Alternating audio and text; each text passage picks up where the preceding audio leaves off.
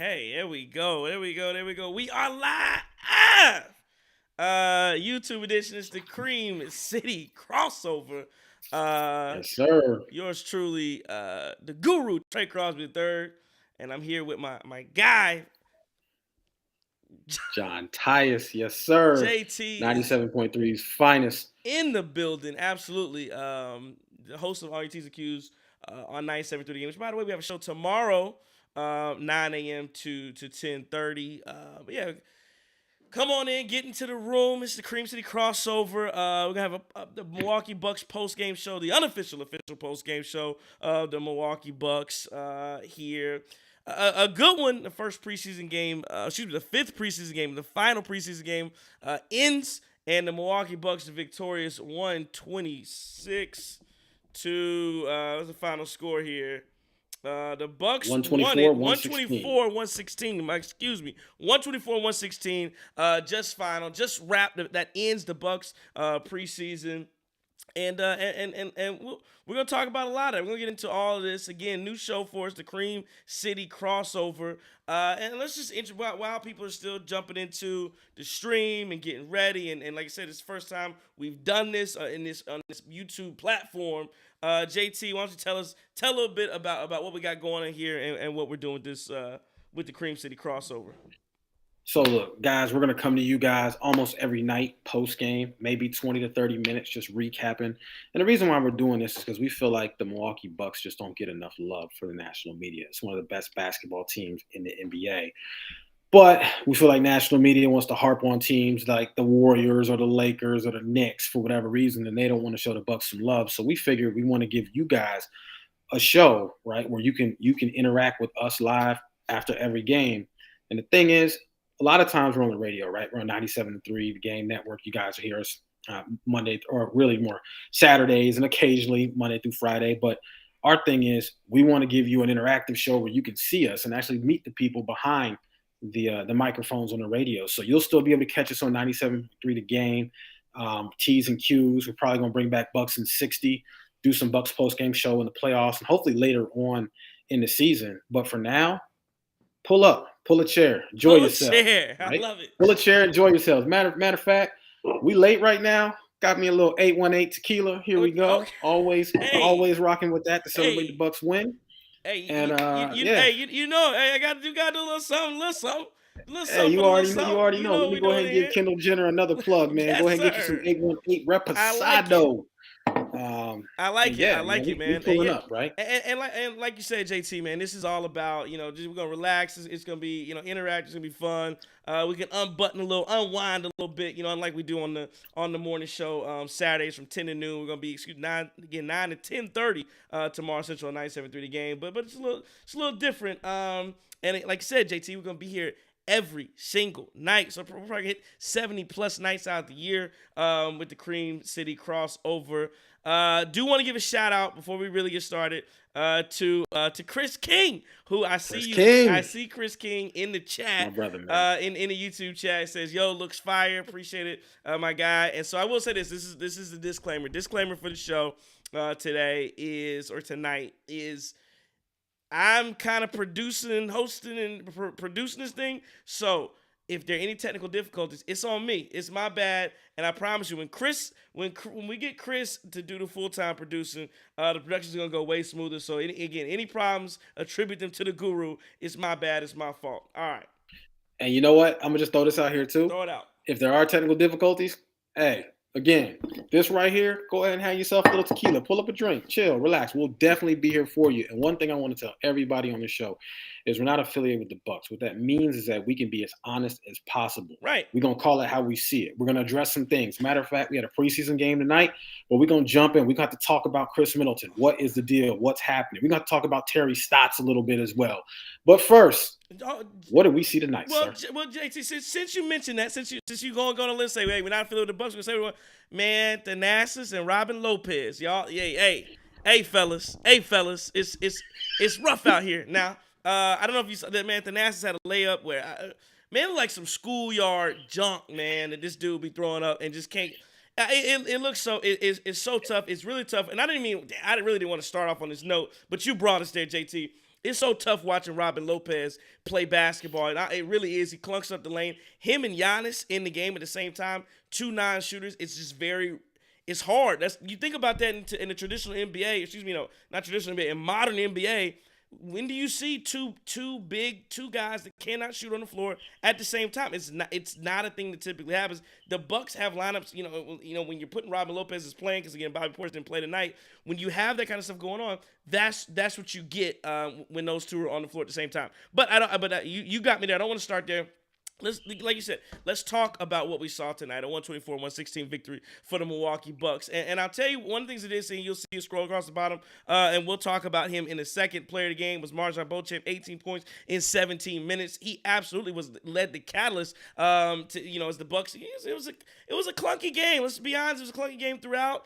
You're still starting to see you still see some of the issues with Dame Lillard, who at the moment, again, I'm not concerned in the slightest about what's going on with Dame Lillard, but in the moment, he's not playing as well as you want him to. And again, so he looks rusty. That's what he looks like. I think Giannis looks fine, looks good. The offense kind of looks convoluted. We've only seen 12 minutes of Chris Middleton. So I think you see, and throughout the preseason, you've seen some really good things that you like.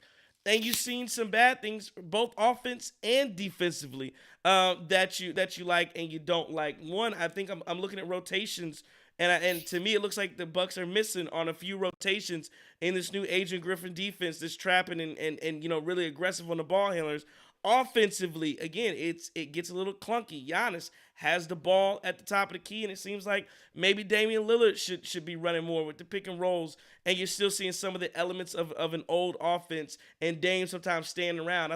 There was a play where Giannis had gotten to the paint, and he's kind of backing around and doing, and it just didn't look right. It wasn't working. So those are some of the things. But again, overall, it's the preseason, and again, you'll see what happens October 26th. They're gonna line it up against the Philadelphia 76ers and play some ball. Yeah, I mean, I would agree with a lot of what you're saying as well, right? One thing I will throw out there is, look, the thing about the Dame Lillard trade is it happened late. Remember, this wasn't something that happened early in the summer. They didn't have a whole summer offseason to really prep.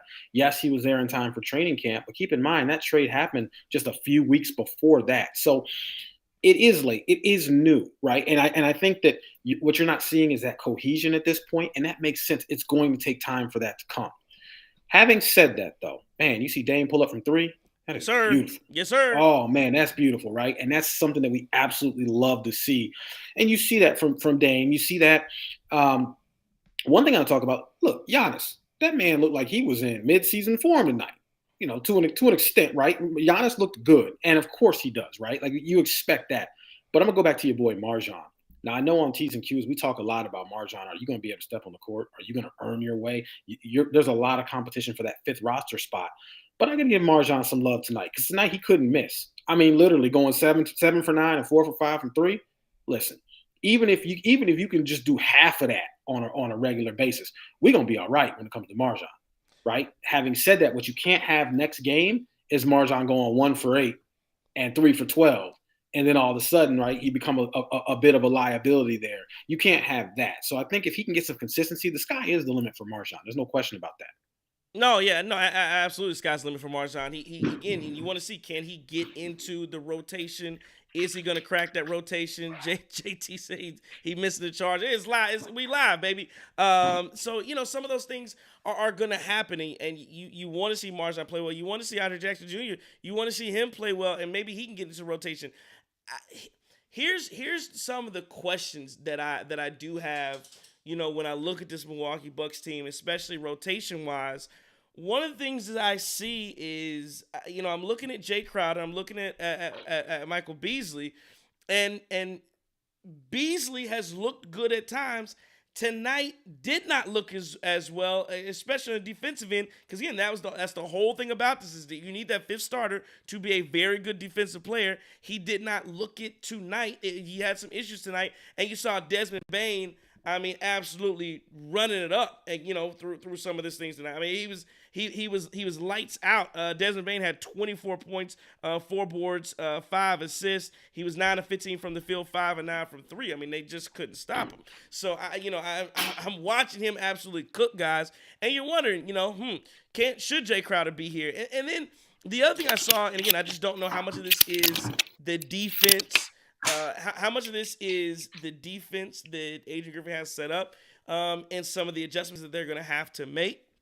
But Brook Lopez defending the rim, I think some guys were getting there. Some guys were getting their shots up, getting to the basket, and putting the ball in the basket. But that's neither here nor there. Again, it's the preseason. I don't want to harp too much on what I saw schematically and who's gonna do it. I don't even want to go there.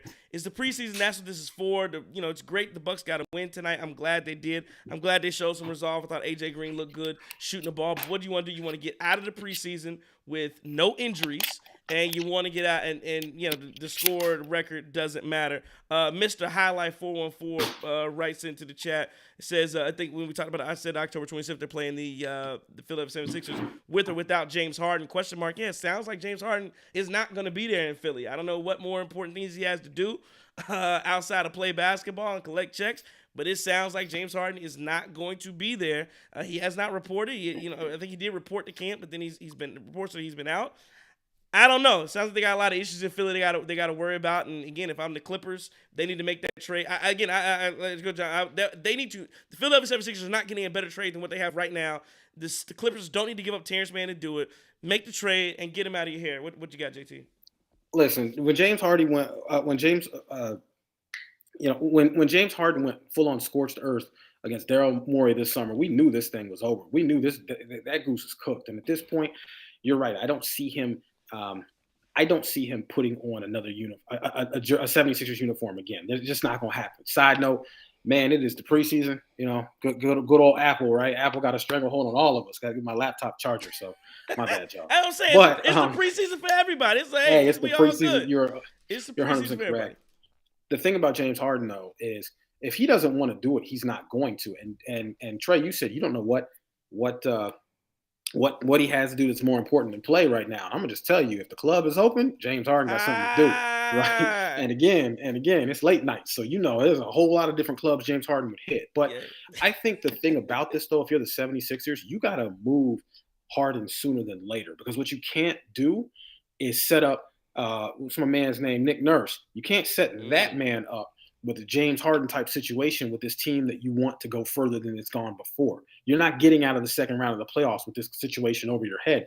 And keep in mind, one thing I want to point out, they ran into something weird with Ben Simmons a couple years ago too. So this is not their first rodeo where you have just this strange dynamic standoff with the player. So, yeah, if you're the 76ers, you got to move him, and you got to move him immediately, because playing hardball, I think it's going to turn into more of a boomerang for your squad.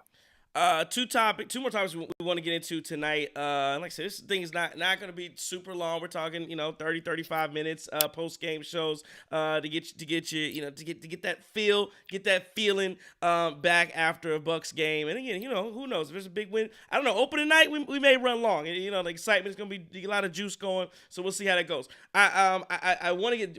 I'll ask you, JT. What do you want to get to? Do you want to go to the Terry Stotts story, or you want to talk about Chris Middleton only playing 12 minutes throughout 5 games of the preseason? We'll do the other one after. What do you want? Let's dig into Chris right now, just because we just had a game and we saw that, and of course we're gonna talk about Terry because we can't, because I feel like I don't feel like the conversation is being had that needs to be had around Terry Stotts. But, let's go ahead and talk about Chris. Well, we got to talk about my boy Terry, because I was breaking news out here, but we'll get to that in a second. Let's get to Chris Middleton. 5 points, five assists. He was 2 for 6 from the field, 1 for 3 from deep. 12 minutes. I listen, for what it's worth, I thought Chris was okay. I mean, I thought he looked fine. I will say this, and I've been saying it for the last couple of years, defensively, and again, it's not an issue of can he do it. I think he can still do it at times. I think I think at this point, he sees more value playing offense and shooting the ball and getting to the basket and being a 3-level scorer. He sees more value in that than he will see in trying to move his feet and play defense. And again, that's just is what it is, right? Like everybody's at different levels in their life. And so I think you're starting to see some of the laziness for Chris Middleton. Again, I'm not bashing. I'm just saying. And so let me backtrack. Laziness / injuries. Again, he's had knee problems. So yeah, it is tough to get in that stance and go hard in the preseason. So yeah. So I'm really not trying to bash him. I'm just saying I don't know that he's physically capable of being what he once was, which is a 3-and-D type of player. He's got to be more of a 3-level offensive scorer, and then he's got to be able to lock down and play defense when you need him. He gave up a couple drives tonight, but again, only 12 minutes. And again, the big question was, well, he wasn't really playing a lot, and he started off not doing 5-and-5s. Then you get to this issue of did he play the first preseason? Was he going to play the preseason game? He didn't. He wasn't going to play. Then they asked Adrian Griffin, hey, what's he doing? Adrian Griffin act like he didn't know anything. Chris has knee injury. What do you mean? And we were like, come on now. What do you mean, AG? And then Chris says, and here's a lot of people on Twitter, a lot of Bucks Twitter tried to tell me that I was overreacting. I wasn't overreacting. I'm just pointing out when you are not upfront and faithful and telling the truth about what's going on, it tends to make people ask more questions. And so when Adrian Griffin pretends like he doesn't know what anybody's talking about, and Chris Middleton's on track is on schedule, and people go, well, what's the schedule? And then there's some type of mystery around the schedule. And then Chris Middleton comes out the next day and says, well, I'm going to play I'm on track. I'm going to play 2 preseason games. And then not only does he not play 2 preseason games, he only plays 1 preseason game. And not only that, he really didn't play 1 preseason game. He played a half of a preseason game where he played 12 minutes. There are again, I'm not freaking out. I know that we have to be ready for the end of the year, but there are legitimate questions about how much Chris Middleton is going to be able to handle throughout the year. And I think there are 100% legitimate questions about whether or not Chris Middleton is going to be able to play a full game of basketball come October 26th. I think he's probably going to be on some type of minutes restriction and minutes limit. There's no way you play 12 minutes. You have 5 preseason games. You play 12 minutes, and then you're ready to play 35 on opening night. I don't see it. But again, everybody says, well, that's the plan. That's the plan. Again, it's a very interesting plan that Chris Middleton himself did not know about, and now you're trying to tell me that he's going to be ready to play and he's 100%. He's going to be 100% going into opening night, and I'm just looking at it. I'm not mad. I'm not freaking out. I'm just saying it doesn't seem like he's 100%. That's all. Yeah, I would agree, and I think the Bucks are being a bit elusive as to what exactly is going on with Chris here. Because my fear, right, as a Bucks fan, is he's been injured and we've seen that. But is there something chronic going on, right? Is there something that I think prohibits Chris from playing night in and night out? For example, right? Last year, he played 33 games, and there was a number of issues and things that he dealt with, right? But then even now, coming back from tonight, he plays 12 minutes. Look, Giannis, Dame, they played almost 30, right? Like Brooke played, 19? So, yeah, so Brooke played 19, but Brooke, keep in mind, Brooke got into foul trouble in the third, too. So it's not like, so that may explain why his minutes were limited, too. But even Arjon's playing 18, Jay Crowder's playing 25. So on nights where a lot of key players are getting a lot of burn, Chris is not. That may be by design. But here's my whole thing about this. If Chris is not going to be available for the Bucks, right now we're talking about what that 5th starter spot's going to look like. Is it going to be a situation where, look, there's going to be some nights where you got to give Chris a lot of rest, or Chris ain't going to get any run. So what's the lineup look like at that point, right? How does that change the offense here? Is Chris going to be a guy where we say, hey, he's only going to play, he's not going to play over 20 minutes most nights. He's going to sit out some games and they're just going to unleash him in the playoffs so that he can go, 40 and I don't know, but that's not to me but I agree with you. Is that championship basketball formula? We don't know. I have no idea. But I am skeptical here. I personally think that there is something wrong because they're being very, very elusive with this, and I just think that we as fans, we see what's going on and it's not adding up. My guy, 30 Stand Dan, he sent me a text. You got jokes? And he said that I'm on my Stephen A. Smith. I'm on the phone while my other co-host is talking. Again, that's not as I promise you, I'm producing tonight, so I'm like all over I'm trying to make sure I'm all over the phone. I'm not just on my phone scrolling, man. I'm paying attention to everything. I got a lot of things going. Funny guy. What'd you say, JT? Wait, what you on the Twitter timeline right now? I'm I'm all over the place checking in with everything. But I'm listening. I hear what you're saying when you say that I don't think they can do that where they go, well, it's 20 minutes here. They've got to get him right. And they said during the broadcast tonight, I think Marcus Johnson said it, or maybe Lisa Bynes said it, where they were talking about they wanted to avoid what happened last year where he came back and then he had to, he wasn't really ready to come back and he missed. And so if that's the case, that's fine. But again, just be upfront about that. Say, hey, we're not gonna have him. He's not gonna be full go until probably. Hey, we don't know. It might be Thanksgiving. It might be around Thanksgiving until he's full go. Right? It might be Christmas until he's full go. We don't know. He's playing it day by day. He's week to week. But when you say, oh, he's on schedule. That's the plan. Then it leads to the question. Well, what's the plan? What do you mean he's on schedule? What's the plan? I don't know what the plan is.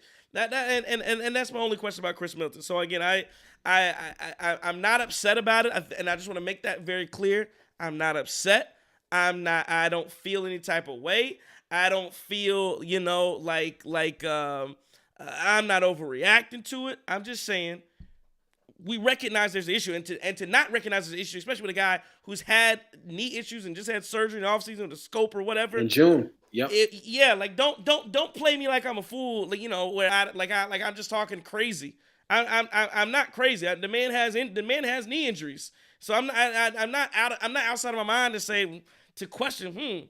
Is he ready? And people look. Man, y'all. Sometimes on Twitter, people are all over the place. But that's my thoughts on Chris. But here's the thing: I thought he was fine tonight. I thought he was okay, especially for the first time seeing him. 5 assists in 12 minutes. I thought was pretty good. Oh yeah. Well, I'll close with this point. Right. I'll say this. Right now, it's not as important. At some point, it will be important, right? Obviously, post All-Star break. It's not as important, but we do have to figure this thing out with Chris. And let's hope he does go full go. Last point that I'm going to make here, right? And I hope Boston Celtics fans are in the chat right now. They've been all over me say on something. Twitter. What's up? Yeah, I know. They're going crazy with you on Twitter. But here's the last thing I'll say. You know who I didn't miss tonight? Who was that? Drew Holiday. And I love Drew Holiday, right? I think Drew Holiday is a great player, but I did not miss Drew Holiday tonight, right? I'm just going to go ahead and throw that out there. The show goes on for us in Milwaukee. The show definitely goes on. I will say that. And again, I'm not talking junk about Drew, but it almost makes you want to because they're going so hard on the other side. Listen, Drew Holiday is a great defensive-minded player, combo guard. I'm glad the Milwaukee Bucks have Damian Lillard. I would prefer Damian Lillard over Drew Holiday. I think there will be some elements of Drew Holiday that the Milwaukee Bucks miss. But hopefully Dame Lillard, exceeds in other places where Drew Holiday does not. And so, and hopefully that all balances itself out. Again, the Bucks were the ones looking for the upgrade here. The Bucks were the ones that sent Drew Holiday away. It just so happens that Drew Holiday ended up, in Boston. Again, would I prefer Drew Holiday in Boston? Absolutely not. No, you wouldn't want it. You don't want him there. Do I prefer him in Boston over Miami? I don't know. But it is what it is. He's now with the Milwaukee Bucks, and they're gonna have to in Boston. They're gonna have to. That's what I will say to Bucks fans. Worry about yourself. The Milwaukee Bucks have to worry about the Milwaukee Bucks have so many different issues. The health of Chris Middleton, new head coach, new offense, new Damian Lillard coming into the system, reserves, who's going to play. They have a lot of things they got to get figured out. I'm not concerned right now with what Boston's doing. I promise you I'm not. And I think in years past, I probably was looking because I was very fairly certain of what the Milwaukee Bucks had going. Now I don't know as much. I mean, I have a good idea, but there's a lot of questions we have to answer about the Milwaukee Bucks. And so before I start watching, what Drew Holiday's doing every night, and if he's putting up a tour date, I want to make sure the Milwaukee Bucks have their things settled. And again, it might take 15, 20 games to figure that out. All right, let's do the Terry Stotts thing, and then we'll wrap this thing up. This thing goes by so fast. That's the thing. We do radio, and radio runs. We do a 2-hour show, and so it takes no time. You look up, it's 11 o'clock here on the East Coast. JT, Terry Stotts goes away. And by the way, I need a bell. I need something. Ding, ding, ding, ding, ding. I'm going to shout myself out because Adrian Wojnarowski broke the story. Was that Thursday morning that Terry Stotts had resigned or left the Milwaukee Bucks as their assistant coach.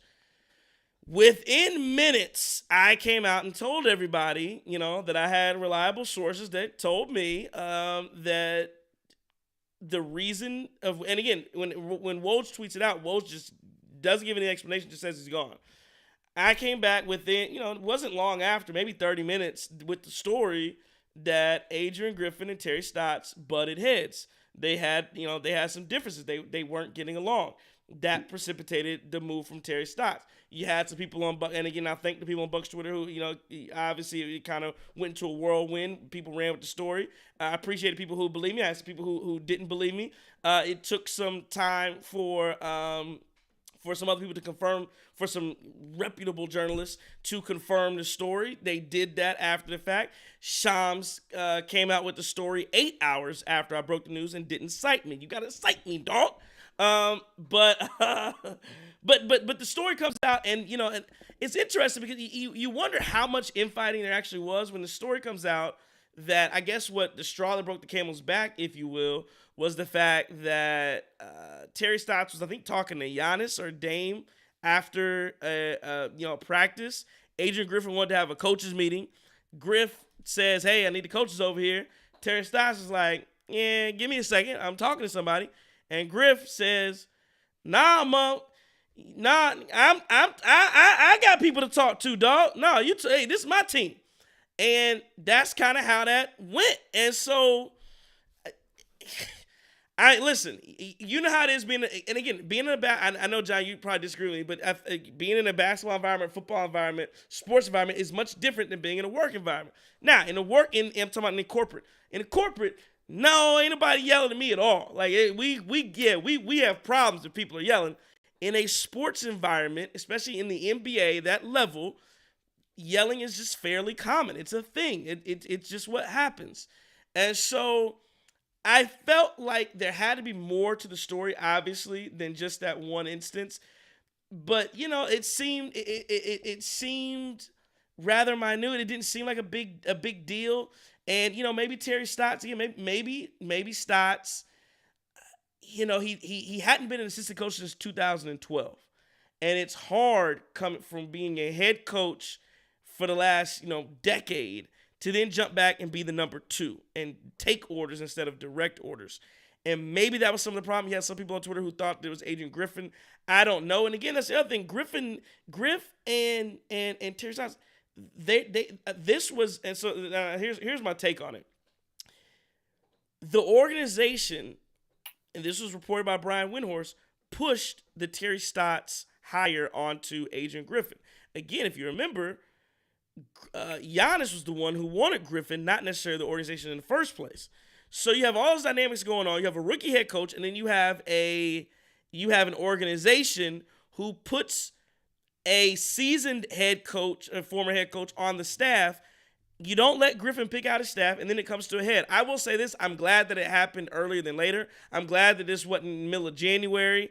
It seems like a rough thing. You think that the relationship between Dame and Terry Stotts would have been a good one, enough to kind of, it seems like it would have been a match kind of made in heaven, with Terry Stotts running the offense, Adrian Griffin being a defensive-minded head coach. And, yeah, I don't know, man. I thought it's a tough story. Do I think it makes or breaks the season? Absolutely not.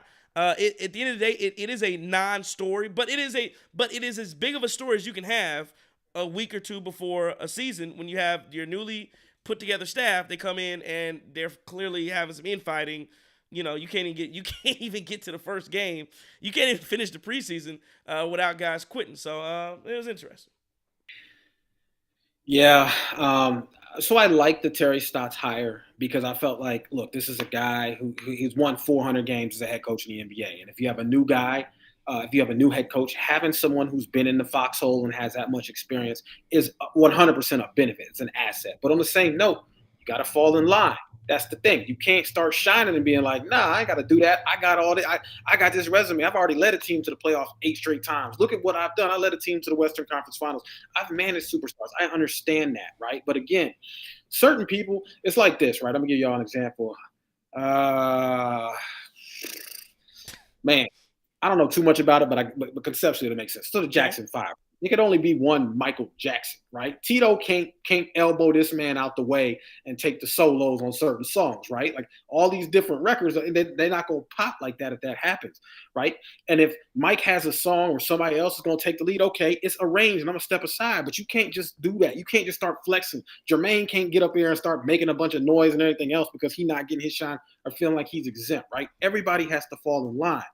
And so I feel like, which by the way, I was on an Instagram rabbit hole the other day, and I guess Michael Jackson sang a lot of backup for people. Like he sang, which is wild because this man was on top of the world. But I can't praise Mike too much because Mike has some issues.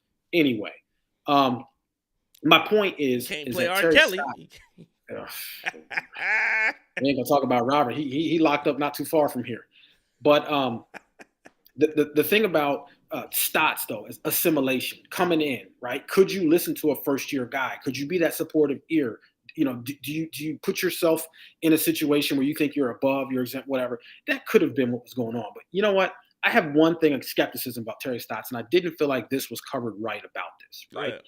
So everybody talked about the Terry Stotts, and they talked about how he's big on corner cuts and pick and rolls, right? And then you can do the pick and pops and some of the stuff that he did in Portland and how great that was.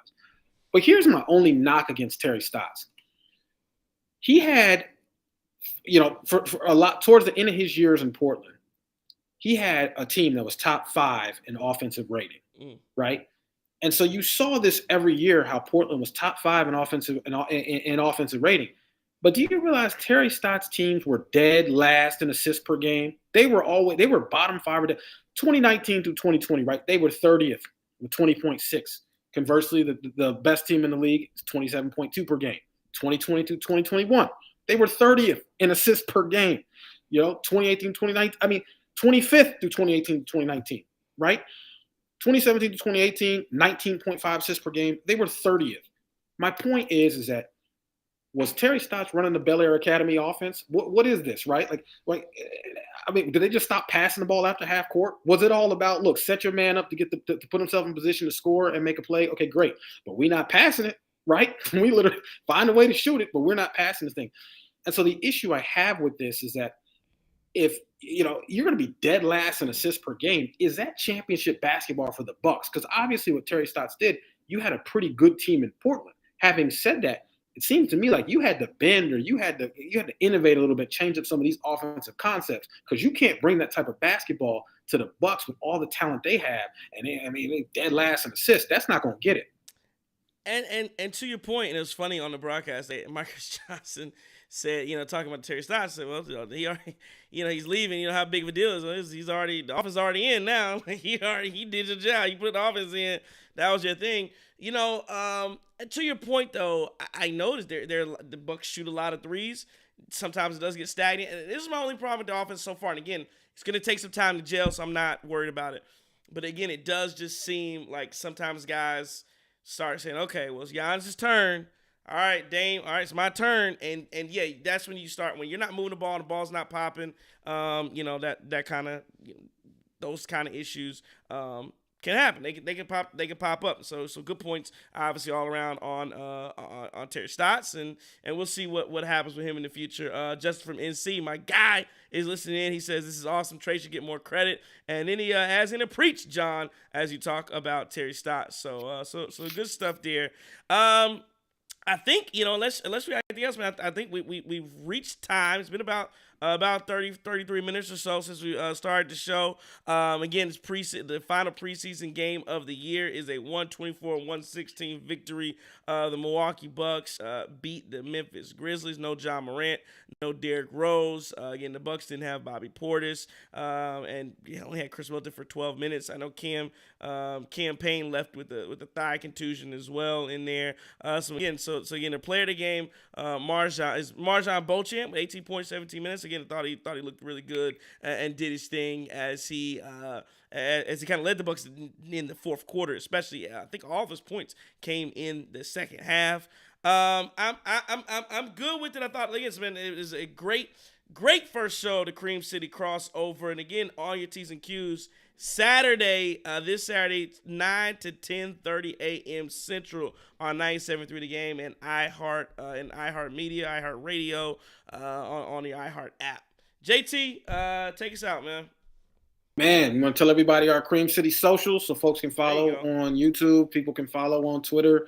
Y'all know me personally. I don't really use Twitter. Y'all go to my Twitter. Your Twitter's like, right man, there at the real_J on T. That's 100% true, right? But y'all are not going to be inspired by my tweets. Having said that, though, Cream City Crossover, go ahead and follow that. And yeah, we want to bring you guys content. We're trying to line some guests up to come on the show and kind of join us from time to time as well. Check us out. T's and Q's. Check us out. Bucks and 60 when that starts back up. Feel free to tweet us, messages. Tell us what you want to hear. Tell us what you like. Tell us what you don't like. If you're a Celtics fan, keep it to yourself. And man, can't wait to see y'all again. Absolutely. And again, the Cream City Crossover Twitter handle is CCC Bucks Show. That's CCC Bucks Show. It's the Cream City Crossover. You'll see the logo in there. Again, appreciate everybody for listening and tuning in. This will, I'm sure, be still available on YouTube after. Again, the show will get much better when Chris is producing it. So any problems, my bad. It's Trey Crosby III, the Guru, John Tyus. We'll see you guys. The next time we'll see you here, October the 26th, the Milwaukee Bucks will take on the Philadelphia 76ers in their home opener and the regular season opener. So watching basketball, we're going to have a fun time. Again, you can come here after every single game, unless we'll tell you if we're not going to be here. But every single game, we're gonna do our best to be here talking to you post games. Appreciate it. From the CCC, Triple C, throw your seats up. Cream City Crossover. Talk to you next time. We need music. Hey, we will. We need outro music. Chris gonna get it straight. Chris gonna get it straight, man. Please. All right, let me stop the stream.